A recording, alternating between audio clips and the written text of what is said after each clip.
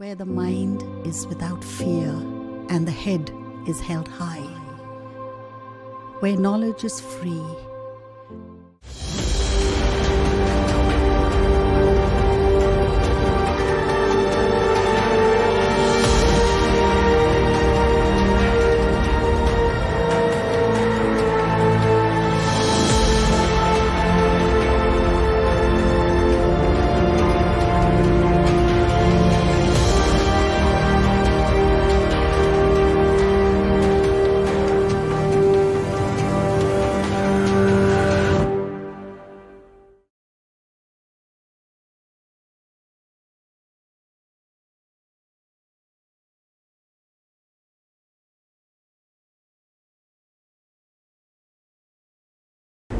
প্রিয় শিক্ষার্থী, আমি অশোক মণ্ডল, মালদা মডেল মাদ্রাসার রাষ্ট্রবিজ্ঞানের শিক্ষক। মালদা জেলা প্রশাসন এবং মালদা শিক্ষা দপ্তরকে ধন্যবাদ জানাই এই অনলাইন শিক্ষার মাধ্যমে তোমাদের সামনে, তোমাদের কাছে শিক্ষাটাকে পৌঁছে দেওয়ার জন্য। আমি আজকে তোমাদের দ্বাদশ শ্রেণীর রাষ্ট্রবিজ্ঞানের পঞ্চম অধ্যায়ের একটা ইউনিট নিয়ে আলোচনা করব। পঞ্চম অধ্যায়ে কী রয়েছে? কয়েকটি রাজনৈতিক মতবাদ, কয়েকটি প্রধান রাজনৈতিক মতবাদ। কি কি রয়েছে? উদারনীতিবাদ, মার্ক্সবাদ এবং গান্ধীবাদ। আমি তোমাদেরকে আজকে এই মার্ক্সবাদ নিয়ে আলোচনা করব। বলে দিই, এই পঞ্চম অধ্যায় থেকে পরীক্ষায় একটি মাত্র ব্রড কোশ্চেন হয়, কোনো এসএকিউ, কোনো ধরনের এমসিকিউ হবে না।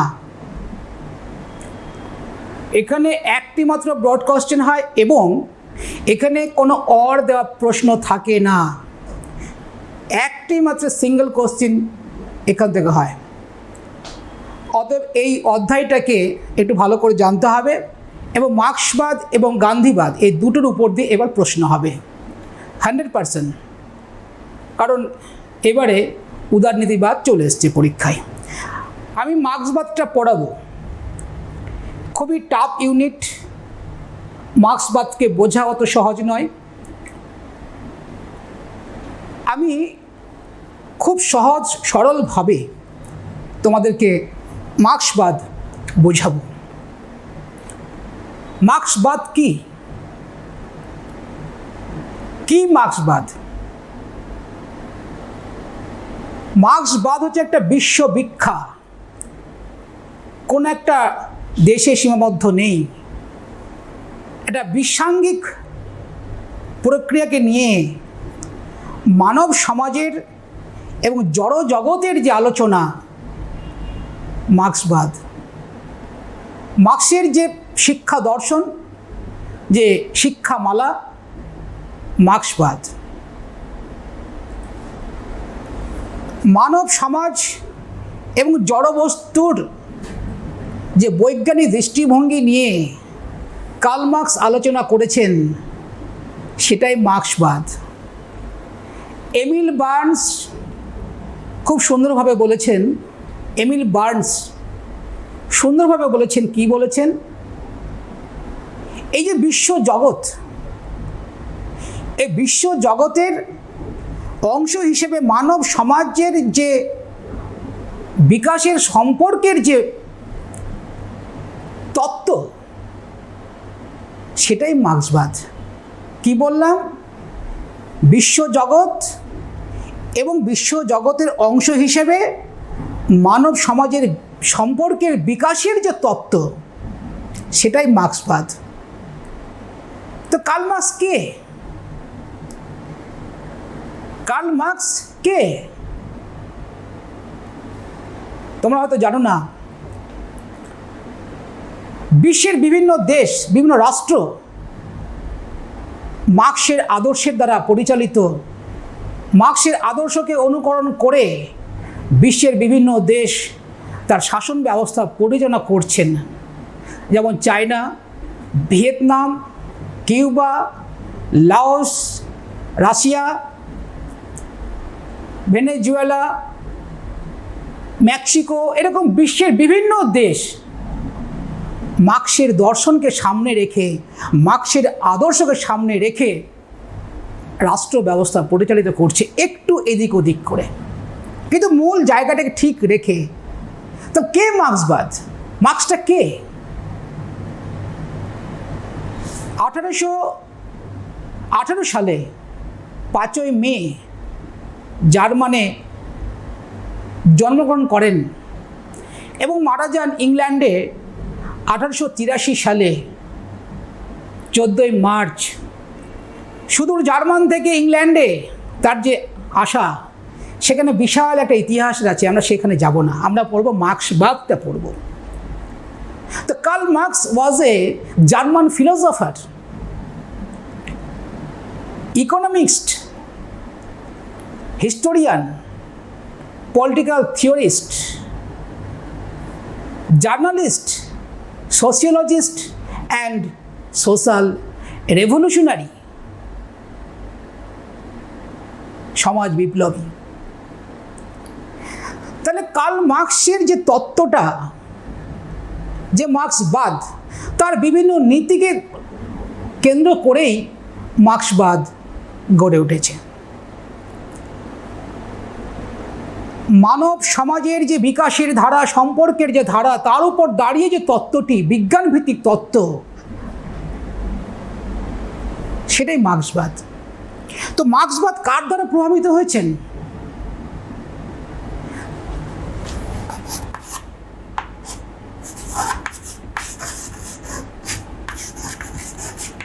জার্মান দর্শন, জার্মান দর্শনের দ্বারা প্রভাবিত হয়েছেন। কে জার্মান দর্শন? জার্মান দার্শনিক কান্ট, ফিক্টে, হেগেল, ফয়েরবাখ, এদের দ্বারা প্রভাবিত হয়েছেন কার্ল মার্ক্স। এদের দ্বারা প্রভাবিত হয়ে তিনি মার্ক্সবাদকে রচনা করেছেন। দুই কি,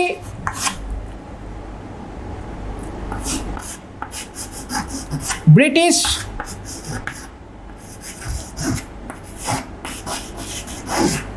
অর্থশাস্ত্র, ব্রিটিশ অর্থশাস্ত্র মার্ক্সবাদের একটি উৎস।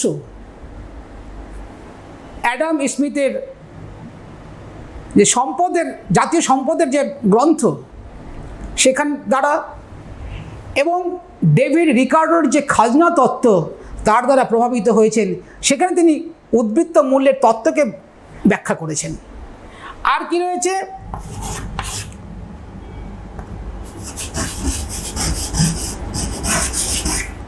ফরাসি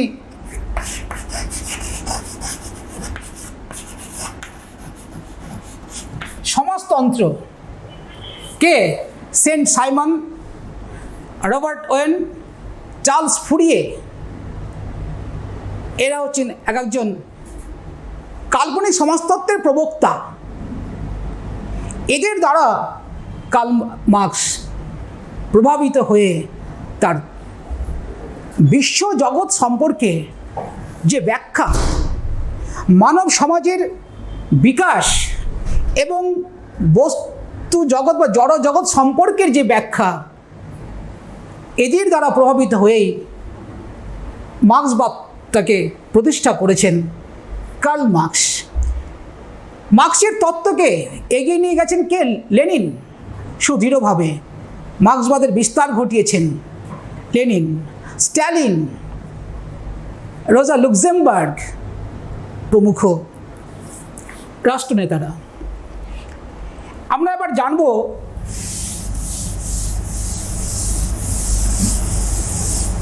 যে মার্ক্সবাদ কোন কোন নীতির দ্বারা, কোন কোন নীতি সমূহের সমন্বয়ে বিকশিত হয়েছে মার্ক্সবাদ।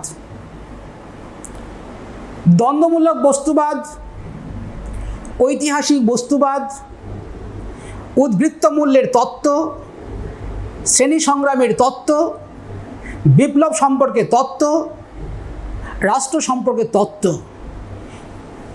এই বিষয়টা নিয়ে আমরা আজকে আলোচনা করব। পরীক্ষায় আসে মার্ক্সবাদের মূল নীতিগুলি আলোচনা করো, কিংবা রাষ্ট্র সম্পর্কে মার্ক্সবাদের আলোচনা করো, কিংবা ঐতিহাসিক বস্তুবাদ এবং দ্বন্দ্বমূলক বস্তুবাদ সম্পর্কে মার্ক্সের ধারণা, এই ধরনের এখানে কোশ্চেন হয়। আমরা কি দেখলাম? এবার আমরা দেখব মার্ক্সবাদের নীতিগুলো। এক,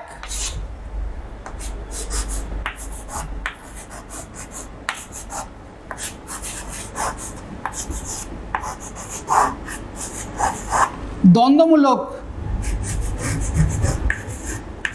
বস্তুবাদ। দুই,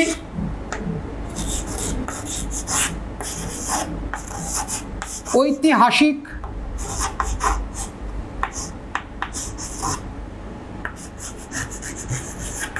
বস্তুবাদ।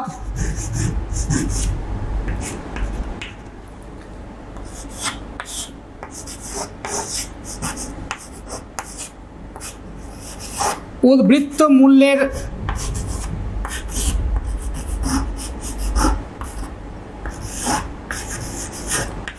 তত্ত্ব।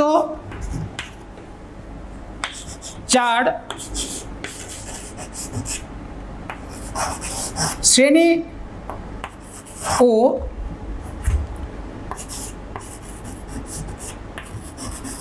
শ্রেণী সংগ্রামের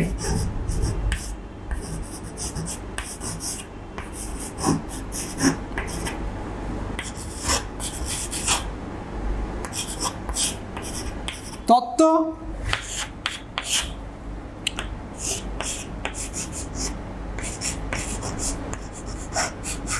বিপ্লব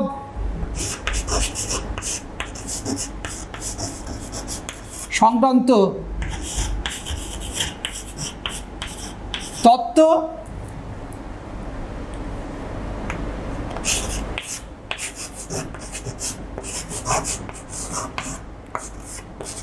রাষ্ট্র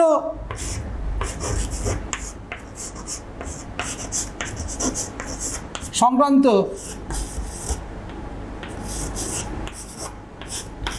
তত্ত্ব।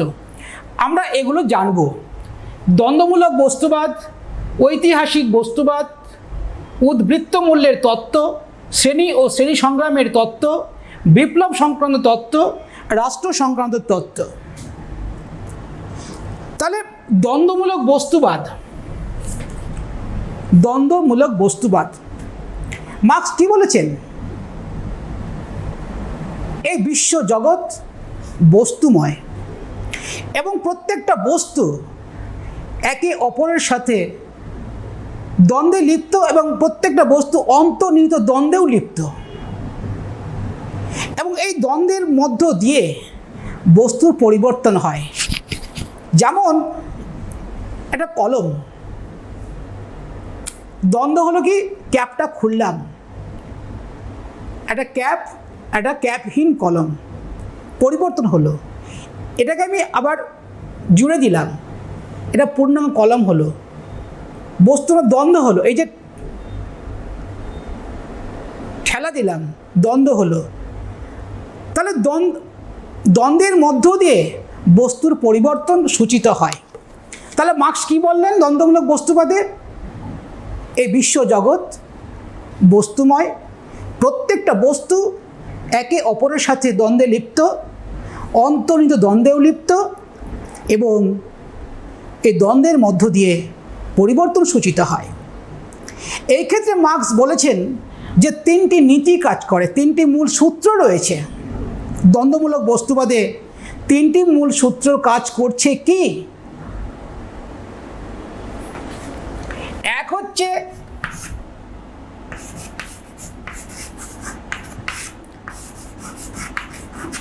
পরিমাণগত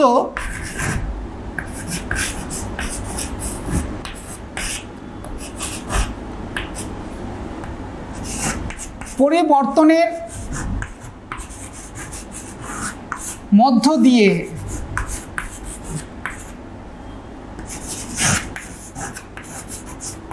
গুণগত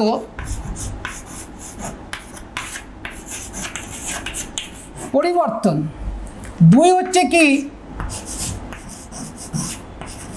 নেতির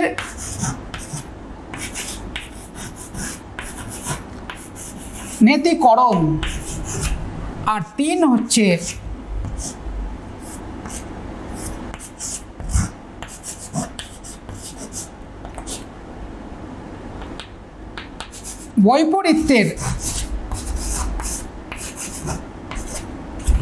বৈপরীত্যের দ্বন্দ্ব। এই 3টে নীতি মার্কস বলছেন যে বস্তুর মধ্যে যে দ্বন্দ্বের ফলে যে বস্তুর পরিবর্তন হয়, এই ক্ষেত্রে 3টি জিনিস কাজ করছে। কি?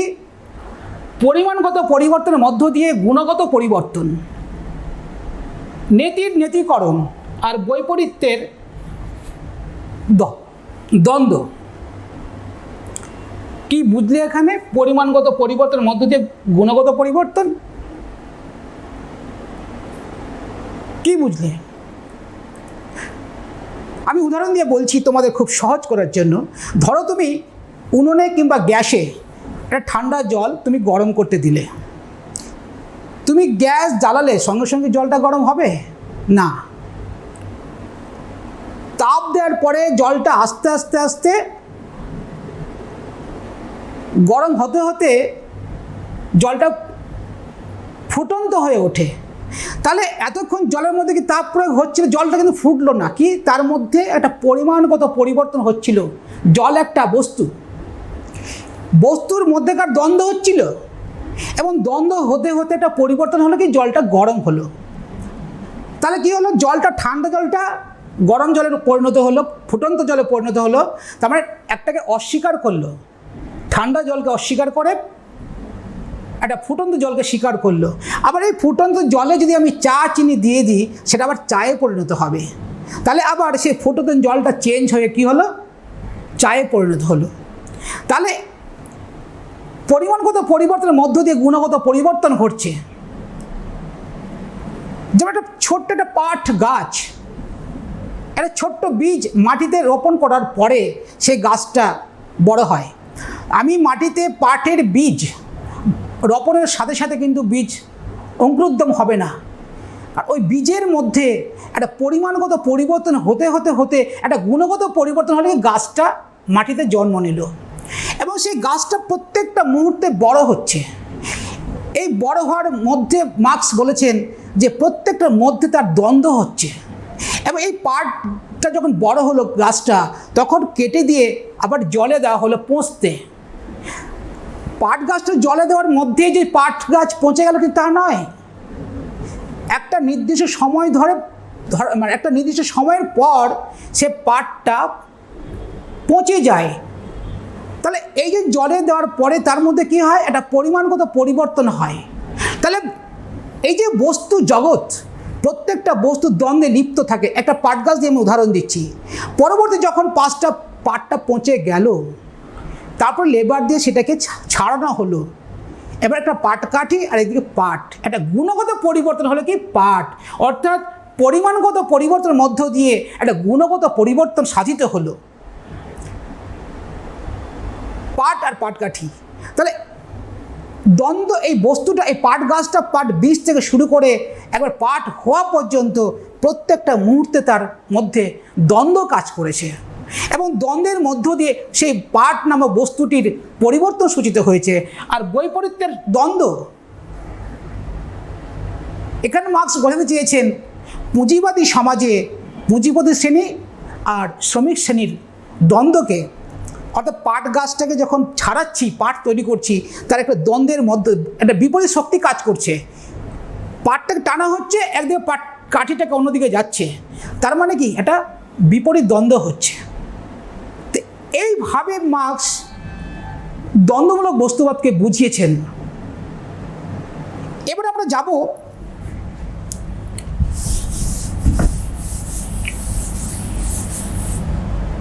ঐতিহাসিক বস্তুবাদ। ঐতিহাসিক বস্তুবাদ মার্ক্সবাদের আর একটি অন্যতম মূল নীতি। ঐতিহাসিক বস্তুবাদটা কি? দ্বন্দ্বমূলক বস্তুবাদের মানব সমাজের বিকাশে যে সফল প্রয়োগ, দ্বন্দ্বমূলক বস্তুবাদের মানব সমাজের বিকাশের ক্ষেত্রে যে তার সফল প্রয়োগ, সেটাই হচ্ছে ঐতিহাসিক বস্তুবাদ। মানব সমাজের পরিবর্তন, আমরা এতক্ষণ কি দেখলাম? একটা বস্তুর পরিবর্তন দেখলাম, জল বললাম, একটা পাট গাছ বললাম। তেমনি এই মানব সমাজে আদিম যুগ থেকে শুরু করে আজকের যে সমাজ, পুঁজিবাদী সমাজ, এই যে পরিবর্তন, প্রত্যেকটা ক্ষেত্রে দ্বন্দ্বের মধ্য দিয়ে সমাজের পরিবর্তন এসছে। তাহলে ঐতিহাসিক বস্তুবাদটা কি? যে দ্বন্দ্বমূলক বস্তুবাদের মানব জীবনের বিকাশের যে ইতিহাস, তার মধ্যে সেই ক্ষেত্রে যে তার সফল প্রয়োগ, সেটাই হচ্ছে ঐতিহাসিক বস্তুবাদ। ঐতিহাসিক বস্তুবাদের মূল কথা কি? যে সমাজ পরিবর্তনশীল, সমাজ পরিবর্তনশীল। এই পরিবর্তনের মূলে কী কাজ করে? প্রধান মুখ্য বিষয়টা কি? উৎপাদন ব্যবস্থা বা অর্থনীতি। মার্কস বলেছেন, সমাজ বিকাশের মূলে রয়েছে উৎপাদন ব্যবস্থা বা অর্থনীতি। এই অর্থনীতি দ্বারা সমাজে উৎপাদিকা শক্তি আর উৎপাদন সম্পর্কের বিকাশ ঘটে। কি বললাম?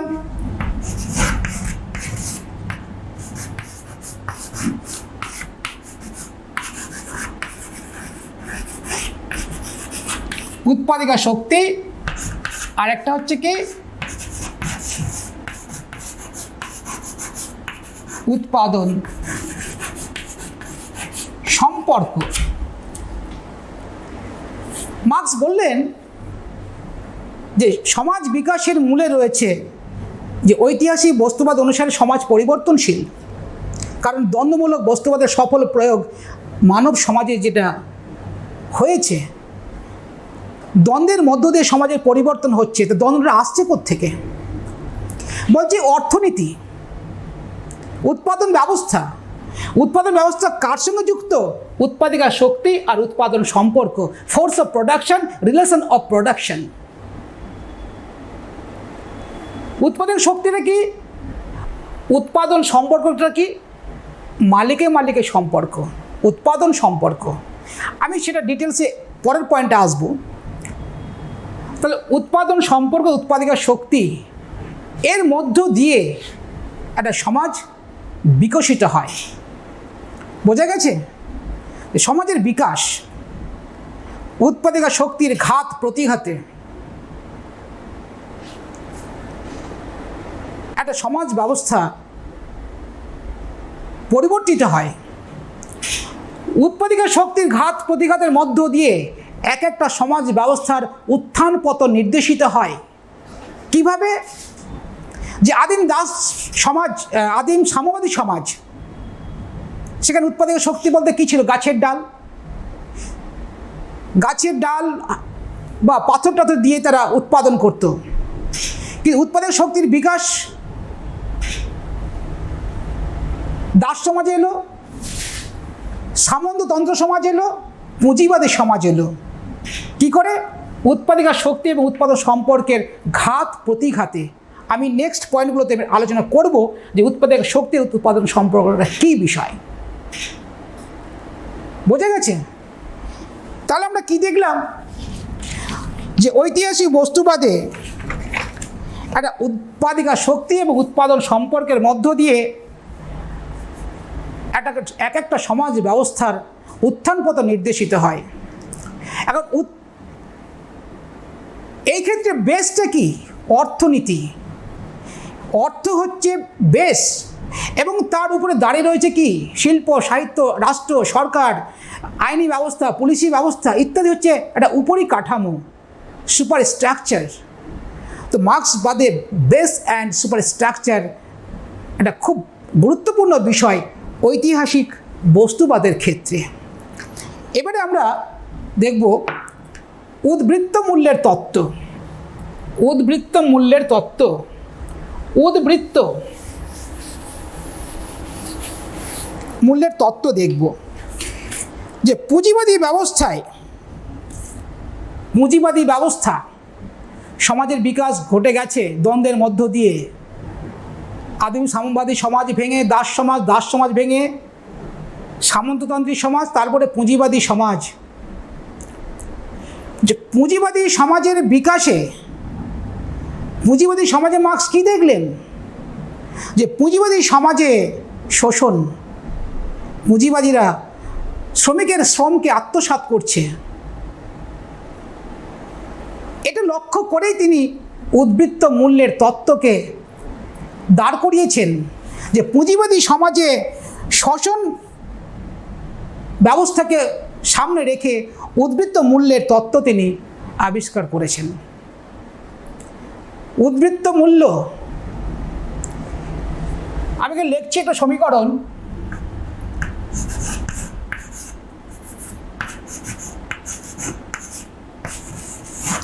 উদ্বৃত্ত মূল্য সমান সমান কি?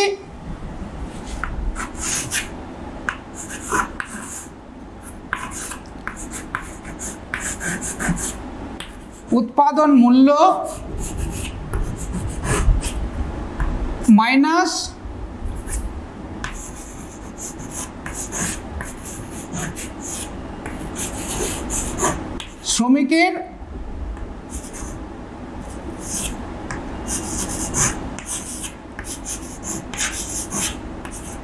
শ্রমিকের মজুরি। উদ্বৃত্ত মূল্য উৎপাদন মূল্য মাইনাস, এটা মাইনাস শ্রমিকের মজুরি। তাহলে উৎপাদন মূল্য কে তৈরি করে? শ্রমিক তার শ্রমের বিনিময়ে। শ্রমিক লাগে, কাঁচামাল লাগে, যন্ত্রপাতি লাগে, এর মধ্য দিয়ে একটা উৎপাদন মূল্য তৈরি হয়। এবং উৎপাদন মূল্যকে যদি আমরা শ্রমিকের মজুরি বা যন্ত্রপাতি সেটা যদি মাইনাস করি, বিয়োগ করি, তারপরে আমরা পাবো উদ্বৃত্ত মূল্য। তো এই উদ্বৃত্ত মূল্য কার পকেটে যায়? মালিকের পকেটে। যেমন ধরো একটা নার্সিংহোম কি একটা বিল্ডিং আছে, তার পুরো মেডিকেল যে ইকুইপমেন্ট সবটাই আছে, কিন্তু যদি সেখানে শ্রমিক না থাকে তাহলে কোনো রকম মূল্য তৈরি হবে না। শ্রমিকটাকে doctor, nurse, sweeper, gatekeeper, office management যিনি করেন তিনি, সমস্তটা শ্রমিকের বিনিময়ে একটা মূল্য উৎপাদন হয়। আমি ধরে নিলাম একটা নার্সিংহোম পার ডে সে 1 লক্ষ টাকা আয় করছে। এই 1 লক্ষ টাকা আয় করছে একটা নার্সিংহোম, ধরলাম যে 1 লক্ষ টাকা পার ডে আর্ন করছেন।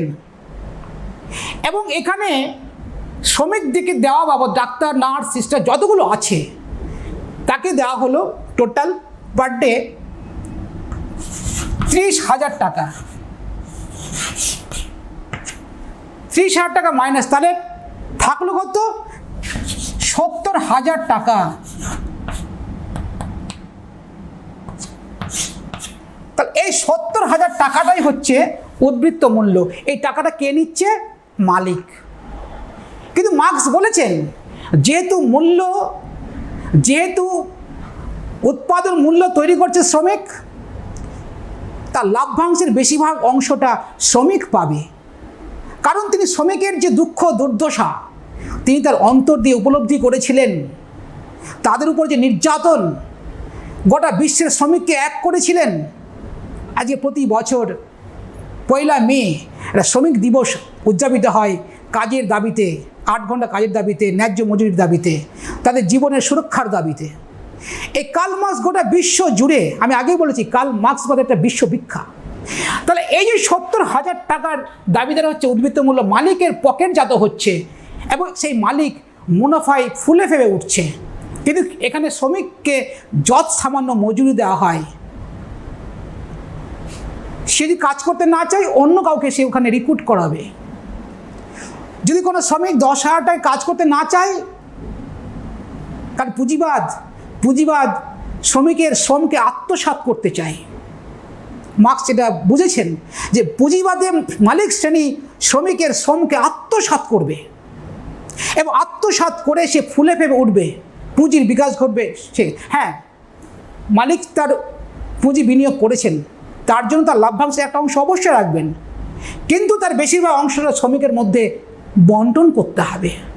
এটাই হচ্ছে উদ্বৃত্ত মূল্যের তত্ত্ব। এরপরে আমরা দেখব শ্রেণী ও শ্রেণী সংগ্রামের তত্ত্ব, ক্লাস অ্যান্ড ক্লাস স্ট্রাগল।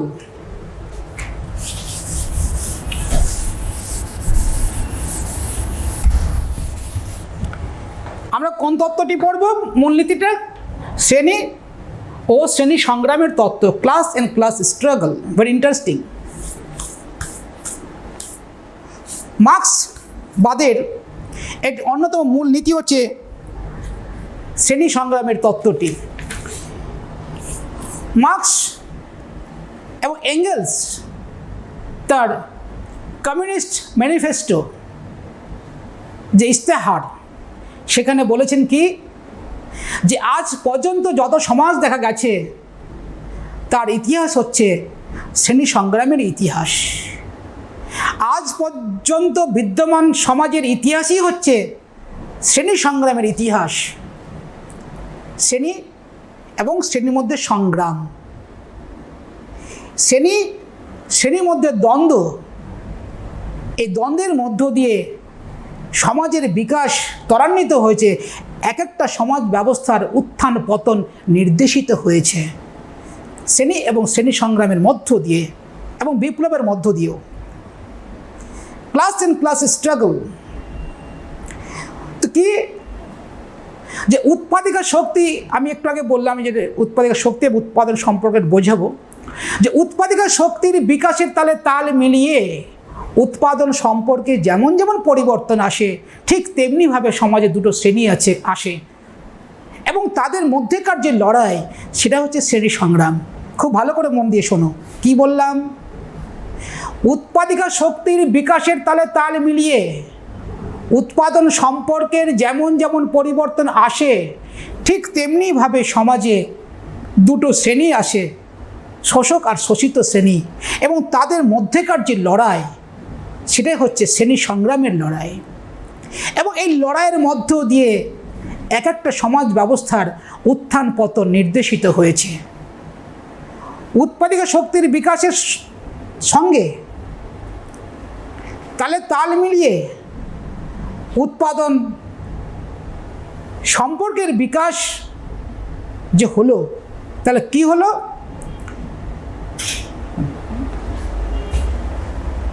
দুটো শ্রেণী এলো, কি শোষক ও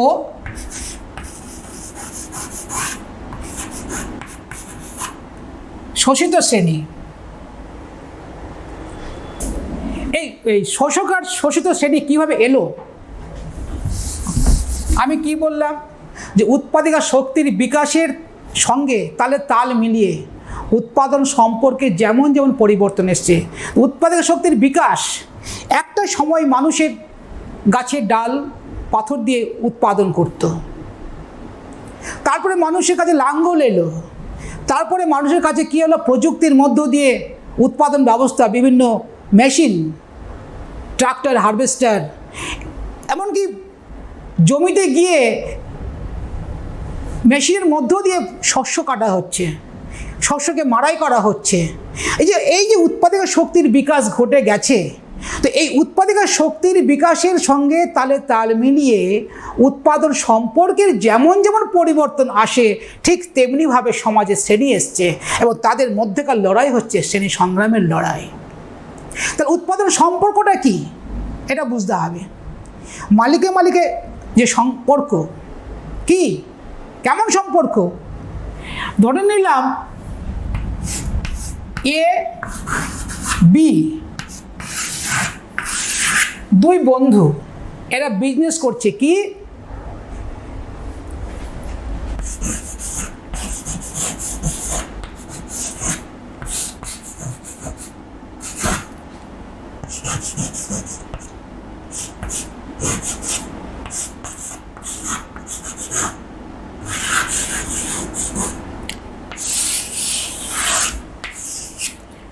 বেবি ফুড মিল্ক পাউডার এরা প্রোডাকশন করছে, উৎপাদিকা শক্তির বিকাশ ঘটে গেছে।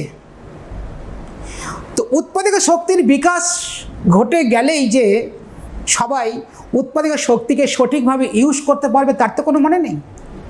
এখন এ এবং বি এরা বেবি ফুড মিল্ক পাউডার তৈরি করছে, দুজন বিজনেসম্যান বা শিল্পপতি। এদের উদ্দেশ্যটা কি? যে বেবি ফুড মিল্ক পাউডার তৈরি একাই করবে, গোটা বিশ্বে একাই বাজার করবে, একটা মনোপলি বিজনেস করবে। এটা হচ্ছে বিজনেসম্যানদের পলিসি।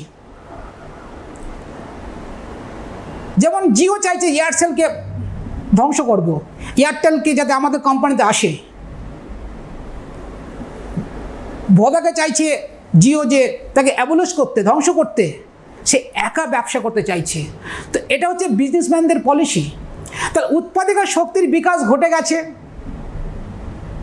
হয়তো জিওর মালিক তার ভালো উৎপাদিকা শক্তিকে কাজে লাগাচ্ছে, যার জন্য সে অন্যান্য এয়ারসেল বা এয়ারটেল বা ভোদা তার সঙ্গে কম্পিটিশন করে সে এগিয়ে গেছে। এরকমই দেখো এখানে এ এবং বি তৈরি করছে বেবি ফুড মিল্ক পাউডার। এ খুব ভালো প্রযুক্তি ইউজ করে উৎপাদিকা শক্তিকে কাজে লাগিয়েছে, কারণ উৎপাদিকা শক্তির বিকাশ ঘটে গেছে। উৎপাদিকা শক্তিকে ভালোভাবে কাজে লাগিয়েছে এবং বি উৎপাদিকা শক্তিকে ভালো করে কাজে লাগাতে পারেনি। দেখা গেল যে 500 গ্রামের কৌটা বেবি ফুড মিল্ক পাউডারে 500 গ্রামের একটা কৌটো,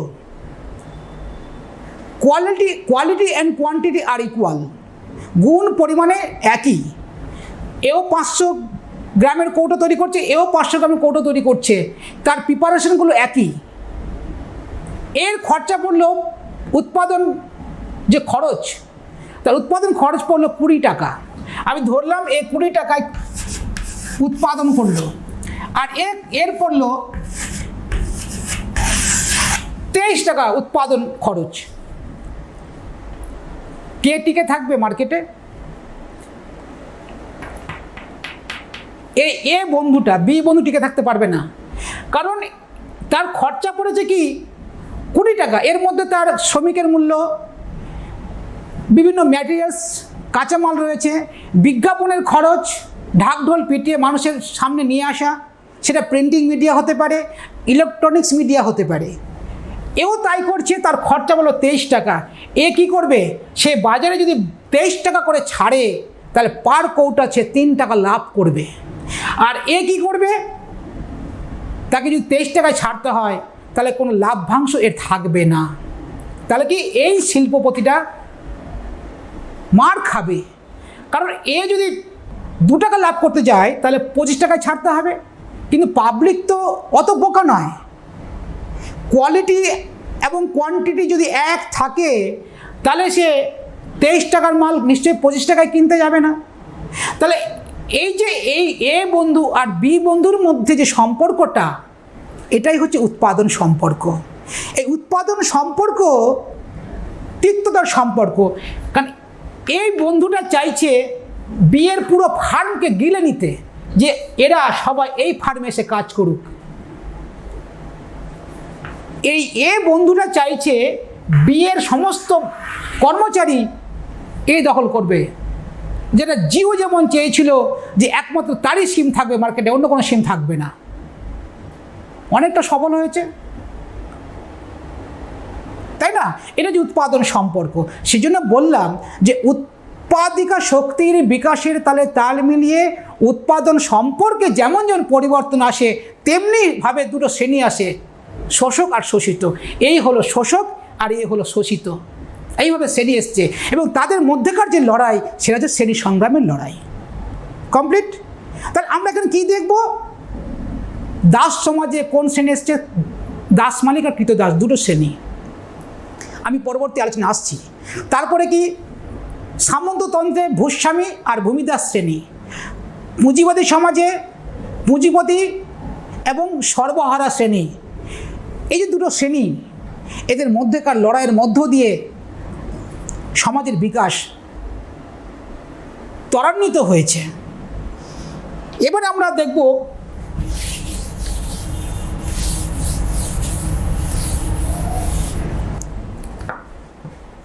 বিপ্লব সংক্রান্ত তত্ত্ব। বিপ্লব সংক্রান্ত তত্ত্ব কি? বিপ্লব, মার্কস বলেছেন যে বিপ্লব হচ্ছে সমাজের চালিকা শক্তি।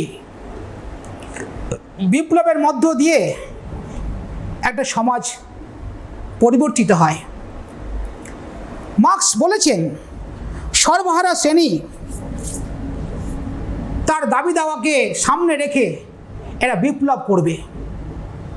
দাস সমাজে কৃতদাস, দাস মালিকদের শোষণে অতিষ্ঠ হয়ে বিপ্লব করবে। সামন্ততন্ত্রে জমিদারি ব্যবস্থায় ফিউডাল সোসাইটিতে ভূস্বামীর বিরুদ্ধে ভূমিদাসরা বিপ্লব করবে। পুঁজিবাদী যুগে পুঁজিপতিদের বিরুদ্ধে খেটে খাওয়া মেহনতি মানুষেরা বিপ্লব করবে। এবং মার্কস প্রচণ্ড আশাবাদী। খেটে খাওয়া মেহনতি মানুষ সংখ্যা গরিষ্ঠ, কৃতদাস সংখ্যা গরিষ্ঠ, দাস মালিক তো সীমিত, ভূস্বামী তো কয়েকজন, কিন্তু ভূমিদাস অনেক। তাই মার্কস প্রচণ্ড আশাবাদী যে সংখ্যাগরিষ্ঠ মানুষ যখন মালিক শ্রেণীর বিরুদ্ধে, দাস মালিকের বিরুদ্ধে, ভূস্বামীদের বিরুদ্ধে, পুঁজিপতিদের বিরুদ্ধে যখন বিপ্লব সংগঠিত করবে মানুষ, তখন খেটে খাওয়া মেহনতি মানুষ অনিবার্যভাবে বিজিত ঘোষিত হবে, তার জয় ঘোষিত হবে এবং সমাজের পরিবর্তন হবে। অর্থাৎ তাই মার্কস বলেছেন যে বিপ্লব হচ্ছে একটা চালিকা শক্তি, সমাজের চালিকা শক্তি। এরপরে আমরা যাব রাষ্ট্র সংক্রান্ত তত্ত্ব। এটা একটু বেশি ভাস্টলি একটু আলোচনা করব, কারণ অনেক সময় পরীক্ষায় আসে যে রাষ্ট্র সংক্রান্ত তত্ত্ব, মার্কসের রাষ্ট্র সম্পর্কে তত্ত্বটি আলোচনা করো, এটা 8 মার্কে আসে, লক্ষ্য রাখবে।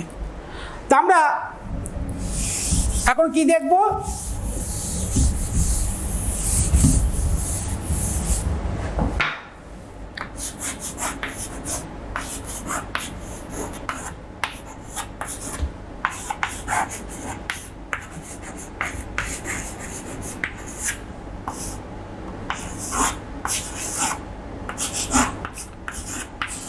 রাষ্ট্র সংক্রান্ত তত্ত্ব। এই ক্ষেত্রে মার্কস কি বলেছেন? যে রাষ্ট্র হলো শ্রেণী শোষণের যন্ত্র। রাষ্ট্র হলো শ্রেণী শোষণের যন্ত্র বিশেষ। কে বলেছেন? কার্ল মার্কস বলেছেন যে উৎপাদন ব্যবস্থার মধ্য দিয়ে যে রাষ্ট্রের উদ্ভব কীভাবে হয়েছে, বলেছে রাষ্ট্র হঠাৎ তৈরি হয়নি, রাষ্ট্র তৈরি হয়েছে সম্পূর্ণ অর্থনৈতিক কারণে সমাজ বিকাশের একটা নির্দিষ্ট স্তরে। মনে রাখবে, রাষ্ট্র তৈরি হয়েছে সম্পূর্ণ অর্থনৈতিক কারণে সমাজ বিকাশের একটি নির্দিষ্ট স্তরে। তো মার্কস সমাজ বিকাশের যে 4টা স্তরের কথা বলেছেন সেটাকে নিয়ে একটু আলোচনা করব। কি?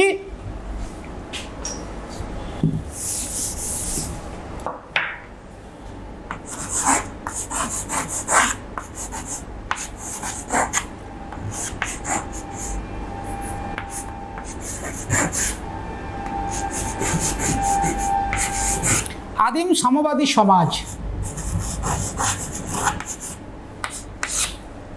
2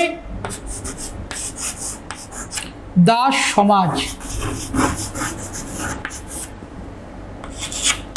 3 সামন্ততান্ত্রিক,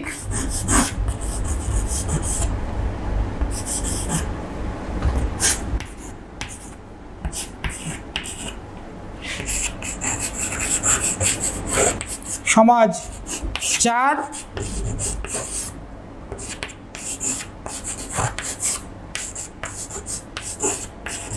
পুঁজিপতি সমাজ। মার্কস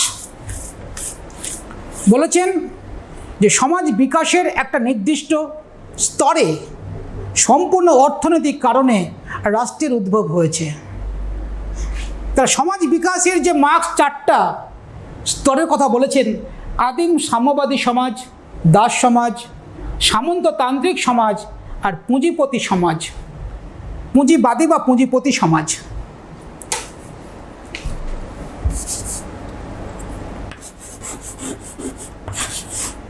পুঁজিবাদী সমাজ, এই আদিম সাম্যবাদী সমাজ,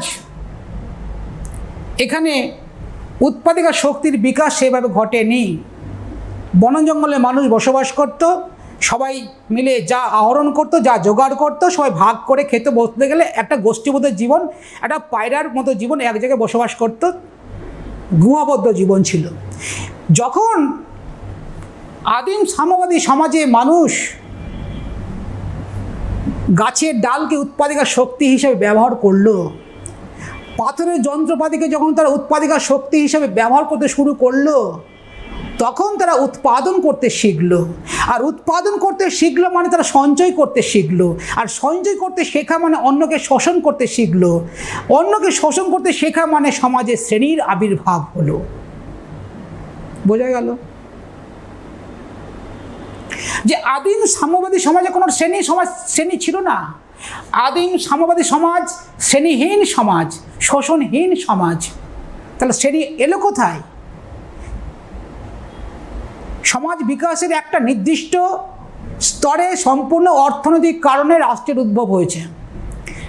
আদিম সাম্যবাদী সমাজে কোনো শ্রেণী ছিল না, তাই শ্রেণী শাসনের যন্ত্ররূপে কোনো রাষ্ট্রের প্রয়োজন হয়নি। কেন? যে আদিম সাম্যবাদী সমাজে উৎপাদিকা শক্তির বিকাশ ঘটেনি। উৎপাদিকা শক্তির বিকাশ ঘটেনি বলে মানুষ উৎপাদন করতে শেখেনি। আর উৎপাদন করতে শেখেনি বলে মানুষ সঞ্চয় করতে শেখেনি। আর সঞ্চয় করতে শেখেনি বলে মানুষ শোষণ করতে শেখেনি। সঞ্চয়ের মধ্য দিয়ে মানুষ শোষণ করতে শেখে, যার জন্য শোষণের যন্ত্ররূপে রাষ্ট্রের উদ্ভব হয়নি। কিন্তু যখন আদিম সাম্যবাদী সমাজে মানুষ উৎপাদিকা শক্তি হিসাবে গাছের ডাল পাথরকে ইউজ করতে শুরু করলো, তখন সমাজে একটা আদিম সাম্যবাদী সমাজ ভেঙে নতুন সমাজের জন্ম হলো দাস সমাজ। বোঝা গেল? দাস সমাজ। মার্কস বললেন এই দাস সমাজে দুটো শ্রেণী। এটা কি?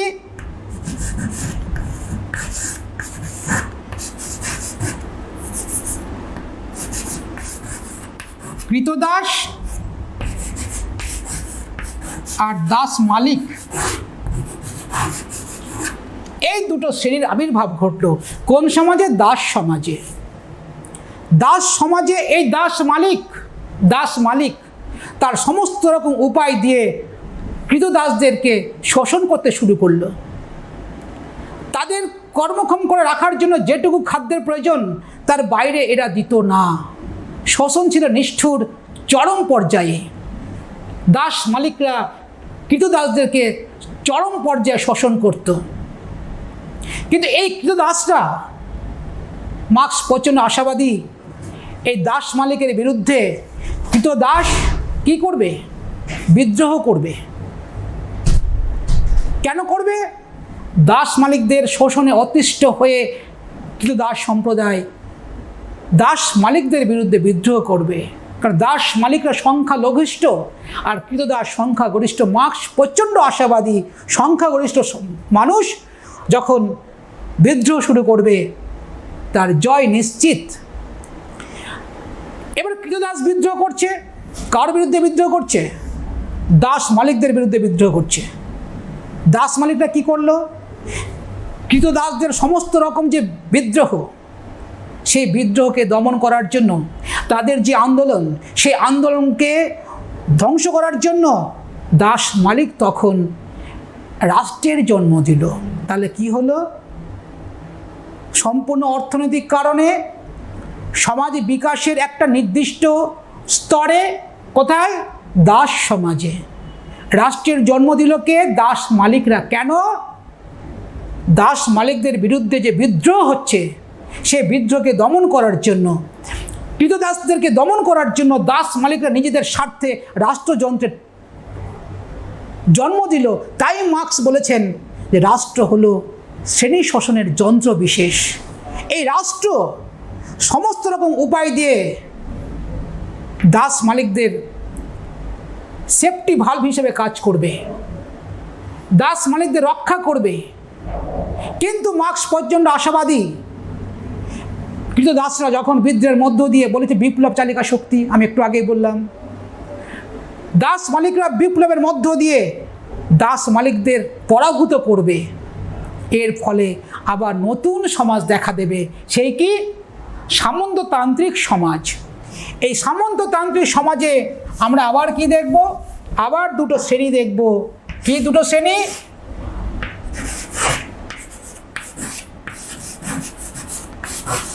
ভূমিদাস আর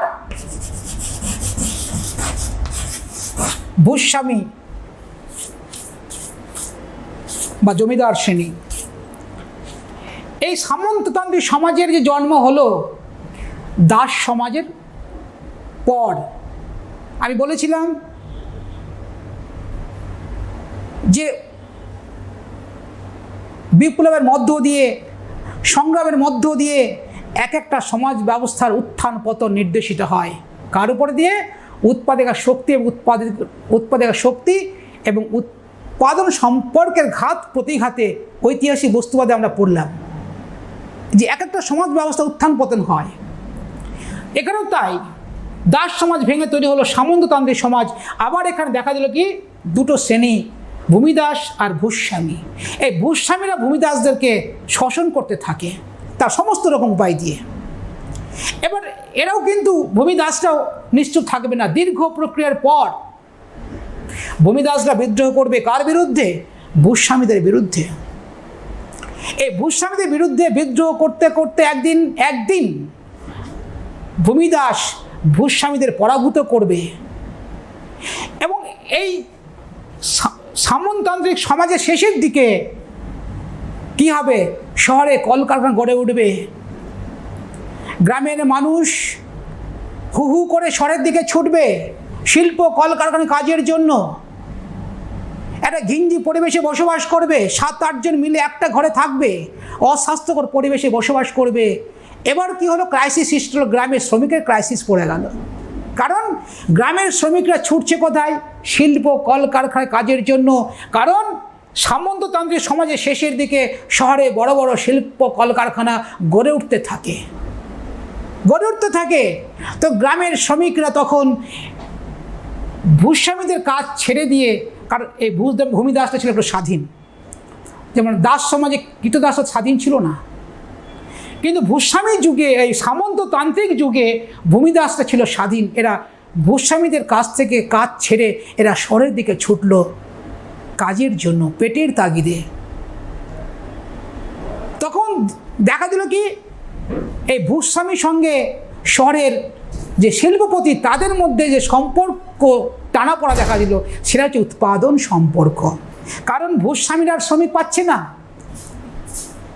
যে শ্রমিক ভূমিদাসদেরকে অল্প পারিশ্রমিক খাটাতো, সেটা কিন্তু আর পাচ্ছে না। এবার শহরে গড়ে উঠলো কি বড় বড় শিল্পপতি।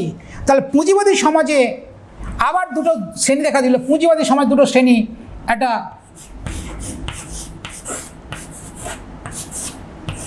পুঁজিপতি শ্রেণী আর হচ্ছে সর্বহারা শ্রেণী।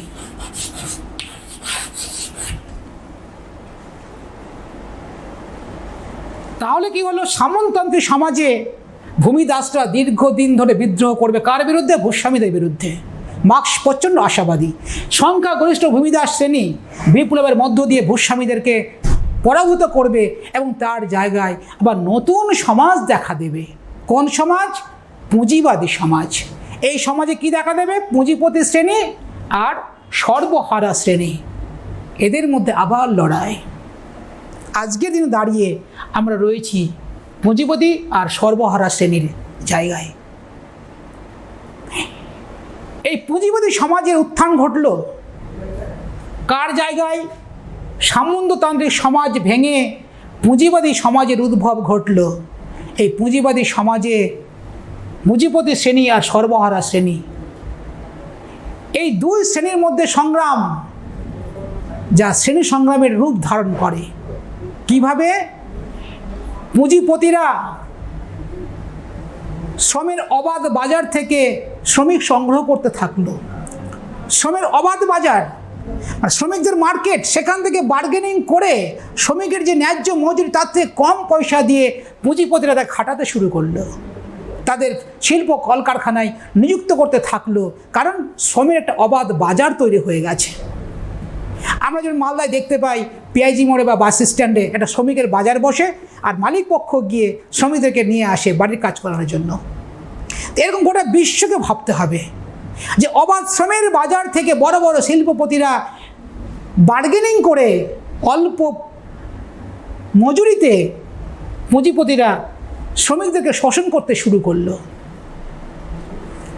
মার্কস প্রচণ্ড আশাবাদী এই সর্বহারা শ্রেণী কি করবে? একদিন এরা রাজনৈতিকভাবে সচেতন হবে এবং একে নেতৃত্ব কে দেবে? কমিউনিস্ট পার্টি,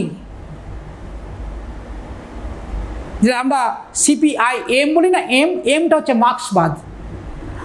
এই সর্বহারা শ্রেণীকে নেতৃত্ব দেবে কমিউনিস্ট পার্টি। গোটা বিশ্ব যারা খেটে খাওয়া মেহনতি মানুষের দল, কমিউনিস্ট দল, এদেরকে নেতৃত্ব দেবে, এদেরকে রাজনৈতিকভাবে সচেতন করবে। এরা বিপ্লব, সংঘর্ষ, ধর্মঘটের মধ্য দিয়ে পুঁজিপতিকে নাজেহাল করে ছাড়বে। এবং একটা দিন এই সর্বহারা শ্রেণী পুঁজিপতি শ্রেণীকে পরাভূত করে কি করবে? সর্বহারা শ্রেণীর একনায়কত্ব প্রতিষ্ঠা করবে। মার্কস প্রচণ্ড আশাবাদী যে সর্বহারা শ্রেণী কী করবে? তার বিপ্লবের মধ্য দিয়ে, সংগ্রামের মধ্য দিয়ে পুঁজিপতিকে পরাভূত করে সর্বহারা শ্রেণীর একনায়কত্ব তৈরি করবে। এবং এতদিন দাস সমাজে দাস মালিকদের স্বার্থে রাষ্ট্র ব্যবস্থা কাজ করেছে, সামন্ততন্ত্রে রাষ্ট্র ব্যবস্থা কাজ করেছে ভূস্বামীদের স্বার্থে, ভূমিদাসদের বিরুদ্ধে। আর পুঁজিপতি শ্রেণীতে, এই পুঁজিপতি সমাজে পুঁজিপতিরা তা রাষ্ট্রযন্ত্রকে ব্যবহার করবে, শ্রমিকদের বিপ্লবকে ধ্বংস করার চেষ্টা করবে। কিন্তু মার্কস প্রচণ্ড আশাবাদী সংখ্যাগরিষ্ঠ খেটে খাওয়া মেহনতি শ্রমিক, কৃষক, এই মানুষরা একদিন বিপ্লবের মধ্য দিয়ে পুঁজিপতি সমাজের পতন ঘটাবে এবং এই পুঁজিপতি সমাজের বিরুদ্ধে এরা একটা সর্বহারা শ্রেণী একনায়কত্ব তৈরি করবে। এবার এই সর্বহারা শ্রেণী একনায়কত্ব তৈরি করার পরে এবার রাষ্ট্র ব্যবস্থা কাজ করবে কার স্বার্থে? খেটে খাওয়া মেহনতি মানুষের স্বার্থে। মার্কস বলেছেন যে এতদিন যে রাষ্ট্র ব্যবস্থা, দাস সমাজে দাস মালিকরা যে উদ্দেশ্যে রাষ্ট্রের জন্ম দিয়েছিল, রাষ্ট্র এতদিন দাস মালিকদের, সামন্ততন্ত্রের ভূস্বামীদের, পুঁজিপতি সমাজে পুঁজিপতিদের স্বার্থে কাজ করছিল।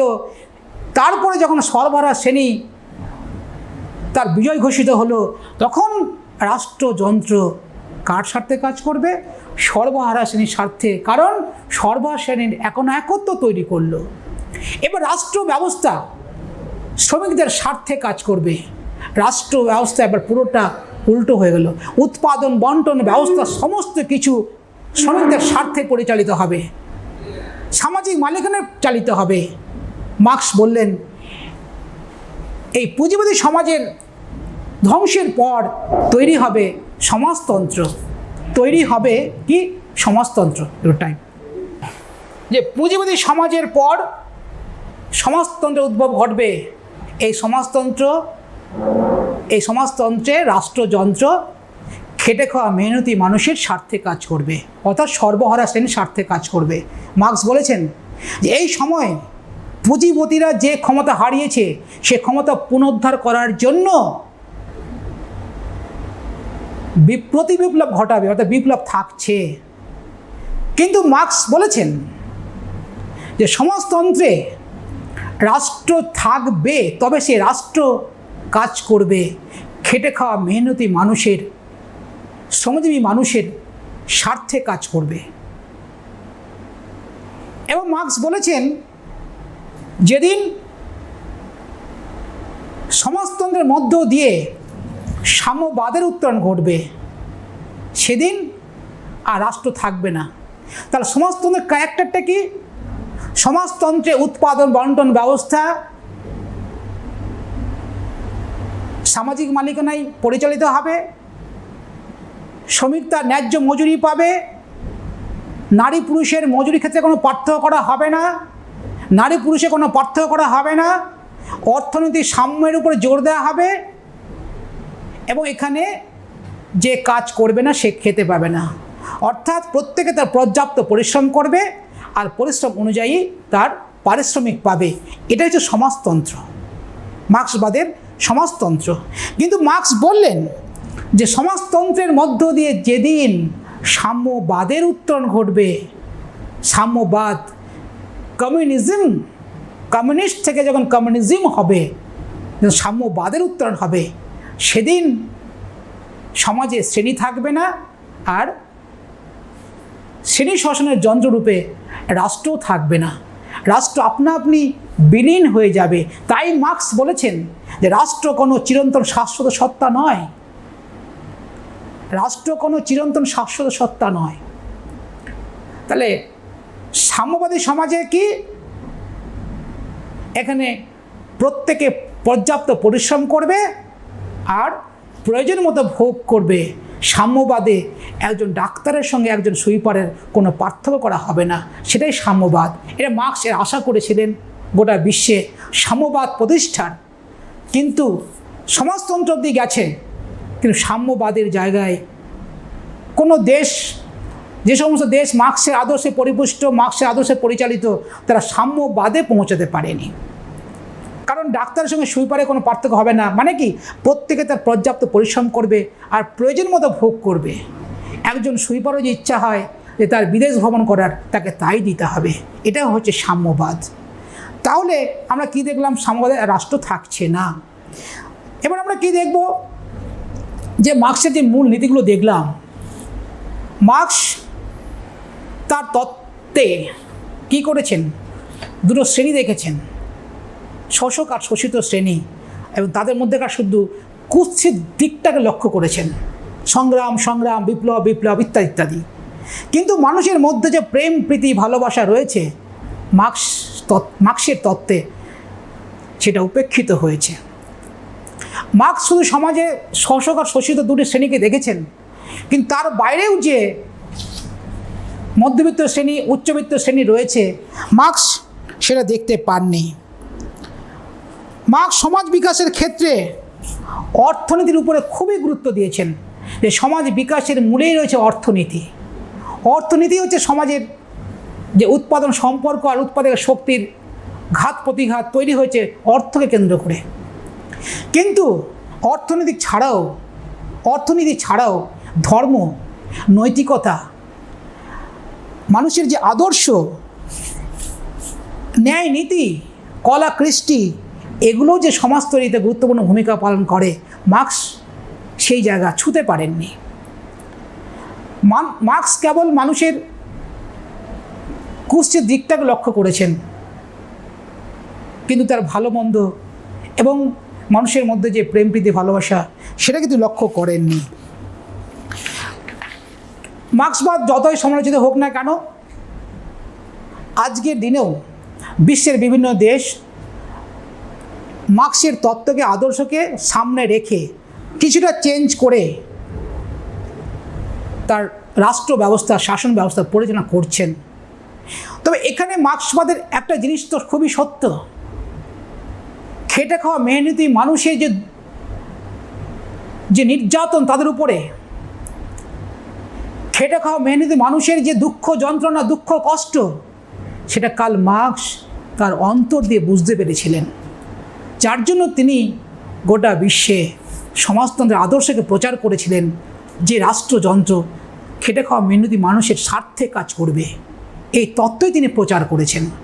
এবং আজকের দিনে এই তত্ত্বটি খুবই প্রাসঙ্গিক, কারণ পুঁজিবাদী সমাজে যে হারে শোষণ নির্যাতন চলছে বিভিন্ন পাবলিক সেক্টরগুলোতে, সেই ক্ষেত্রে সামাজিক মালিকানার মধ্য দিয়ে তাদের উপযুক্ত মজুরি পাইয়ে দেওয়ার একটা জায়গায় তৈরি হওয়া অবশ্যই দরকার।